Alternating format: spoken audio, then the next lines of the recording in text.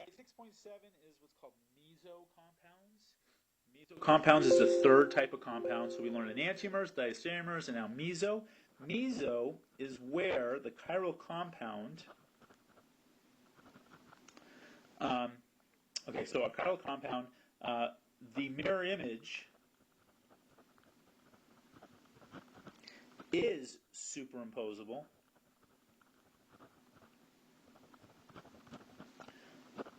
but has a chiral center. Right, so the mirror image is superimposable, so it's a stereoisomer in which the mirror image is superimposable. Okay, we basically have every variation. We have non-superimposable mirror image. Okay, non-superimposable mirror image is an enantiomer. Non-mirror image, non-superimposable is a diastereomer. Here, superimposable mirror image is is chiral.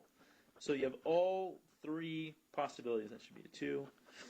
And usually these molecules have a plane of symmetry. Not usually, they always do. So if you were to draw the mirror image of this, all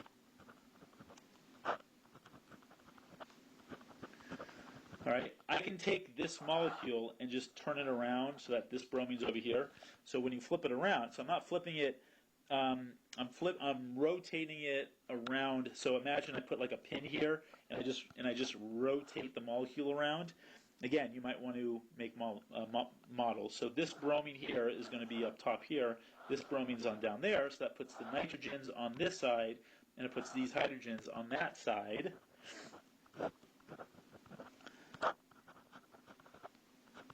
This is kind of a hard chapter to do on a live scribe, but like I said, if you watch videos, you might be able to see people actually doing these, and I'll do them in class. You can ask me to do them in class. So this is the same molecule. Notice these molecules are identical, which means they are superimposable, but I have chiral centers.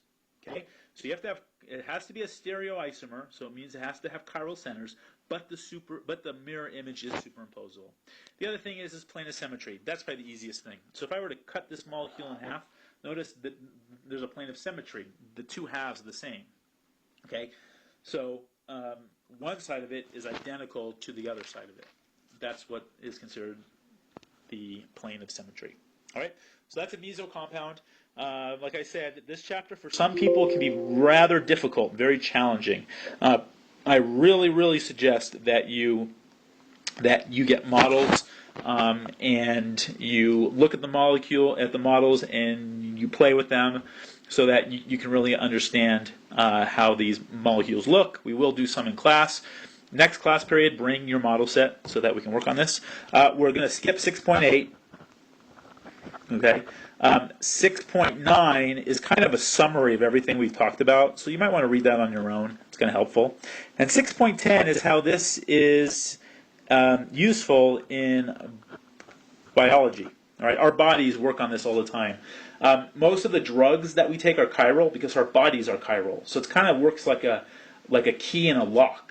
All right, if you want a drug to interact with a specific molecule in your body, like an enzyme, it has to fit in that molecule perfectly. And the shape of a molecule is based on the chirality of the atoms in your molecule.